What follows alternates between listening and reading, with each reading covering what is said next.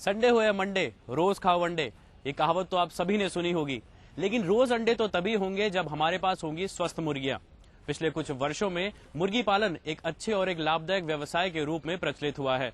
हमारे पशुपालक भाई किस प्रकार सामान्य पशुपालन के साथ साथ मुर्गी पालन कर अच्छा लाभ कमा सकते हैं, मुर्गी पालन किस प्रकार किया जाए, किन किन बातों का ध्यान रखा जाए और क्या क्या उपाय इसमें अपनाए जाएं, ऐसी कुछ बातों की जानकारियां देने के लिए हमारे साथ आज जुड़े हैं डॉक्टर SK नागियानी जी। तो आइए लेते हैं उनसे जानकारियां।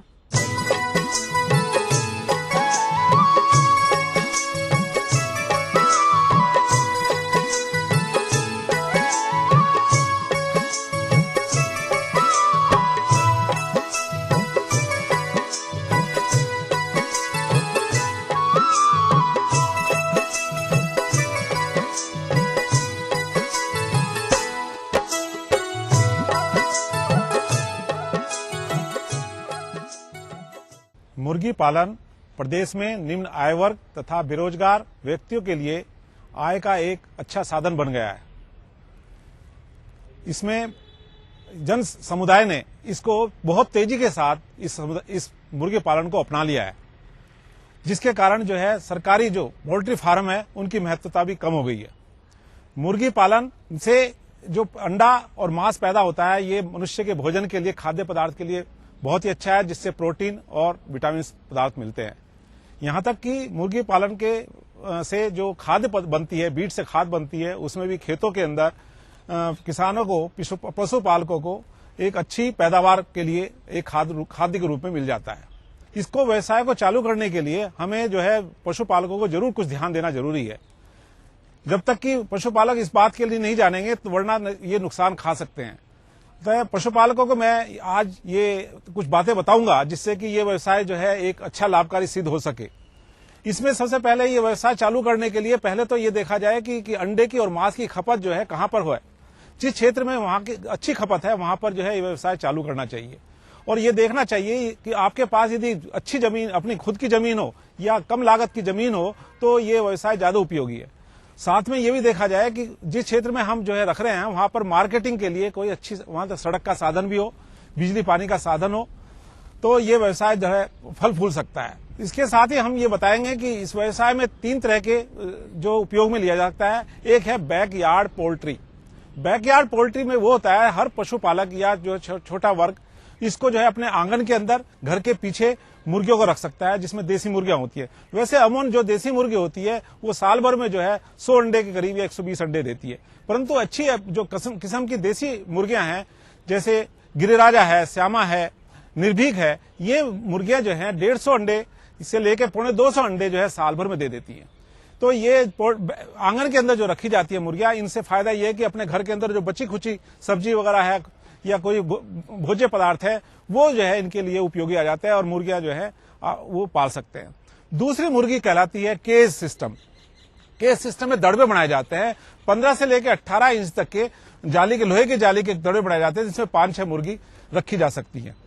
तीसरा होता है deep litre system. Deep litre system चालू करने के लिए कि हमारे राजस्थान में डीप लिटर सिस्टम जो है अमूमन आमतौर से ये व्यवसाय इसमें इस्तेमाल किया जाता है। डीप लिटर सिस्टम में क्या होता है कि एक जो है बिल्डिंग बनाई जाती है, बिल्डिंग में जो है दीवारें 10 फीट ऊंची, ये दीवारें क्या ना कच्ची भी हो सकती है, मिट्टी की बनी हो सकती है, पत्थर की बनी हो सकती है, ईंटों की बनी हो सकती है। इनके ऊपर जो छत है वो सीमेंट की बनाई जा सकती, सीमेंट की पट्टी बनाई जा सकती है या छप्पर बनाया जा सकता है, खपड़ेल रखा जा सकता है। इसके साथ जो फर्श होगा वो पक्का होगा। फर्श में इसके ऊपर बिछावन डाली जाती है। बिछावन में लकड़ी का बुरादा है, गेहूं या चावल की भूसी है, उसका उपयोग किया जा सकता है। सर्दियों में जो भूसी जो होती है, जो बिछावन कहलाती है, ये 9 इंच तक की, 6 से लेकर 9 इंच तक की रखी जा सकती है। और गर्मियों में जो है इसकी बिछावन 3 इंच की रखी जाती है। इसके साथ ही हमें जो है बिजली, इसमें जो खिड़कियां होती है, प्रकाश का, पानी का व्यवस्था करनी पड़ती है, जिससे कि हवा पानी अच्छा रहे। और सर्दियों में जो है इसके ऊपर खसखस की या टाट की पट्टी लगाई जाती है और उन पर पानी की बौछावर डाली जाती है। और इसके अंदर जो है बिजली के लिए ऊपर एक रिफ्लेक्टर बल्ब, क्योंकि 95 डिग्री का टेम्परेचर आना चाहिए। जो नए बच्चे आते हैं, नए चूजे आते हैं, उनके लिए 95 डिग्री का टेम्परेचर होता है। रिफ्लेक्टर लगाया जाता है, जिसको ब्रूडर कहा जाता है। ऊपर 250 वाट का बल्ब लगाया जाता है। इसी के साथ जो है इसके अंदर हमें उपकरण जो जरूरत पड़ती है वो जरूरत पड़ती है एल्युमिनियम की।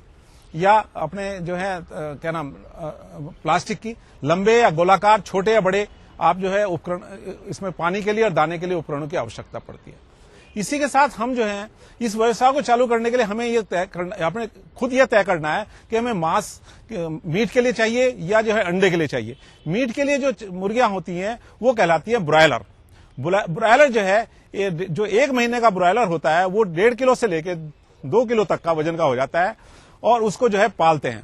हमारे यहाँ जो है राजस्थान में हमारे जो पोल्ट्री फार्म खातीपुरा है, यहाँ पर भी हम जो है ब्रॉयलर दे रहे हैं। 4 सप्ताह का चूजा दे रहे हैं, उसको ब्रॉयलर के ऊपर, उसको गिर्राजा कहते हैं। वो अंडे के लिए भी और जो है ब्रॉयलर के लिए भी, दोनों के लिए उपयोगी है।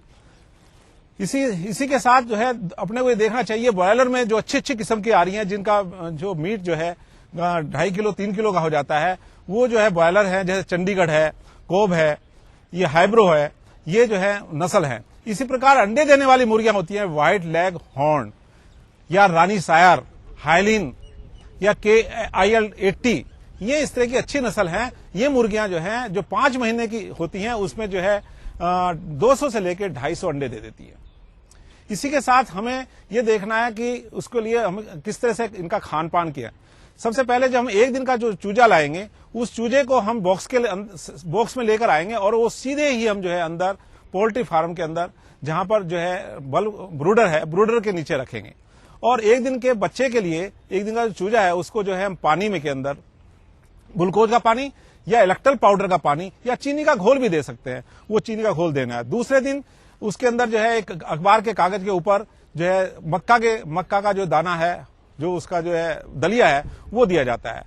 2-3 दिन तक के बाद जो है इसको जो है फिर हम बर्तनों के अंदर, 3 दिन बाद हम इनको बर्तनों में इनको दाना और पानी देना चालू कर देते हैं। उस दाने पानी के अंदर विटामिन होते हैं, कैल्शियम होता है। जैसे जैसे मुर्गी बढ़ती जाती है वैसे वैसे इसका जो है कैल्शियम को बढ़ाना पड़ता है, क्योंकि अंडे के ऊपर जो अंडे के ऊपर परत होती है उसमें कैल्शियम की बहुत अधिक मात्रा की जरूरत होती है।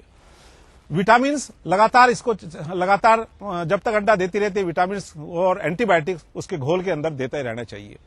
इसी के साथ जो है मैं ये बताना चाहूंगा कि स्वस्थ रहने के लिए, यदि उनका स्वास्थ्य अच्छा रखना है तो उसके लिए लगातार उसकी निगरानी करनी चाहिए।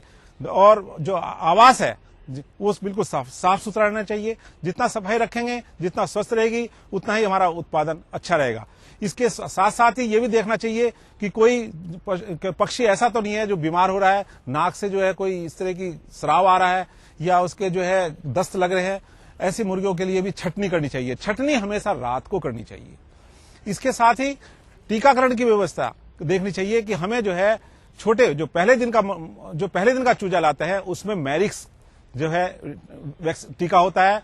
दूसरे दिन और तीसरे दिन जो है रानीखेत F1 का टीका लगाया जाता है और छठे और 16वें दिन जो है उसमें भी रानीखेत M का लगाया जाता है।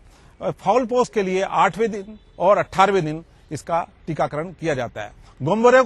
गोम्बोरे वैक्सीन जो है 14वें दिन की जाती है। किसान भाइयों, मैं आपको एक साथ ये जो मैंने बताया है स्वास्थ्य के लिए, इसके अलावा इस पूरे कुक्कुट पालन के लिए आपको एक जो है किस तरह से ट्रेनिंग दी जाए। राजस्थान के अंदर हमारे यहाँ जो है अजमेर के अंदर और जयपुर के अंदर खातीपुरा में 1 माह का ट्रेनिंग का कोर्स चलता है, जिसमें ये सारी बातें बताई जाती हैं। इसके लिए कोई भी पशुपालक, कोई भी बेरोजगार व्यक्ति उस एक फार्म भरकर और उस पर जो है पासपोर्ट साइज का फोटो और अपना एक आवेदन पत्र दे और उसके साथ राशन कार्ड की भी फोटोकॉपी लगाए और वो दे सकते हैं। और जब भी जैसे समय समय पर ये चलती हैं, ट्रेनिंग चलती है, उसमें आकर इसका लाभ ले सके। साथ ही मैं इसमें राजस्थान के अंदर अपने यहाँ एक जो है कोई मुर्गी पालन के लिए कोई ऋण योजना भी है, जिसमें करीबन जो है 1,36,000 तक का ऋण दिया जाता है। इसमें 20,000 का अनुदान भी है और 36,000 रुपये इसमें जो है ऋण मुक्त वो दिया जाता है। खातीपुरा जो है हमारी पोल्ट्री फार्म है, उस पर जो है जो चूजे मिलते हैं वो 45 दिन के मिलते हैं। 55 रुपये उसका एक चूजे की कीमत है। तो इस तरह से कोई भी मदर यूनिट स्थापित कर सकता है। साथ में मैं बताना चाहूंगा, कहीं से भी जो चूजे लाएं, उस चूजे लाने से पहले आप जो है जहां से भी चूजे ला रहे हैं वहां पर देख लें वहां पर कोई बीमारी तो नहीं है। और चूजे लाने से पहले उस पोल्ट्री फार्म के अंदर जो है सफाई व्यवस्था होनी चाहिए और फ्यूमिगेशन से या पोटेशियम परमैंगनेट से उसमें धुआं कर दिया जाए, कीटाणुनाशक इसी के साथ ही दीवारों के अंदर 2% कास्टिक सोडा से छिड़काव करें और धुलाई कर दें। और साथ में जब भी पोल्ट्री फार्म के अंदर प्रवेश करें उससे पहले एक फुटपाथ बना ले, उस फुटपाथ के ऊपर उसमें जो है लाल दवाई डाल दें या नीला थोथा का घोल डाल दें। राजस्थान में यह व्यवसाय बहुत तेजी के साथ बढ़ रहा है। इस व्यवसाय के लिए पशुपालक जो है, हमारे पशुपालन विभाग जो है हर जिले के अंदर हमारा संयुक्त निर्देशक, जिला संयुक्त निर्देशक है और हमारे जो है पशु चिकित्सक भी जगह जगह पर है। उनको इस संबंध में कोई भी जानकारी आपको चाहिए वो जानकारी आपको पूरी वहां से मिल सकती है। और हमारे पास जो है योजनाएं, जो कोई भी जो आपका स्थानीय बैंक है, ग्रामीण बैंक है या व्यावसायिक बैंक है, वहां से भी इसमें ऋण सुविधाएं पूरी तरह उपलब्ध है। और वो ऋण सुविधाएं के लिए आपका आवेदन पत्र तैयार करेगा और आवेदन पत्र तैयार करने के बाद आपको ऋण देगा। ऋण देने के बाद वो आपकी फाइल नाबार्ड बैंक को भेजेगा और नाबार्ड बैंक आपके लिए उसके बाद सब्सिडी जारी कर देगा। जो आपको ऋण मिलेगा वो आपको आरबीआई के तहत, जो भी आरबीआई का है 12%, इस समय जो चल रहा है वर्तमान में 12% ब्याज पर आपको ऋण सुविधा उपलब्ध हो जाएगी। और इसके लिए ये देखें कि बहुत ही नाजुक व्यवसाय है। इस नाजुक व्यवसाय में बड़ा चौकन्ना रहना है। इसमें जो है ज्यादातर जो है खाद्य, इसमें जो खर्चा आता है वो आहार का आता है, क्योंकि मुर्गियां जो है तेजी से बढ़ती हैं। इनके लिए प्रोटीन युक्त जो है और या ऊर्जा युक्त जो है भोजन चाहिए। मैं सभी काश्तकारों को यही कहना चाहूंगा, पशुपालकों को यही कहना चाहूंगा कि जब भी कभी यह व्यवसाय चालू करें उस सबसे पहले इसके बारे में पूर्ण जानकारी लें, तभी यह व्यवसाय पूरा हो सकता है, सफल हो सकता है और आप लाभकारी हो सकता है।